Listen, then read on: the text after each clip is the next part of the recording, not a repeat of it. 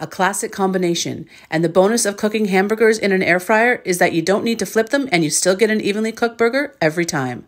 We'll start with 1 pound of lean ground beef, Worcestershire, garlic powder, and salt. Mix it up to combine well and then divide the mixture into 4 equal 1/4 pound patties. We'll set them in a 400-degree air fryer and cook them for 12 minutes. In the meantime, we'll get started on our French fries. I like to use russet potatoes here, and I leave the skin on to add a bit more texture. Cut them into 1/4-inch slices and then soak them for 10 minutes to get rid of excess starch. Just dry them really well before you add your canola and salt. Now, check your burgers for doneness with an instant read thermometer. They should be at 160 degrees Fahrenheit. Set them aside while you cook your French fries for 12 minutes at 400 degrees. Just shake them halfway through.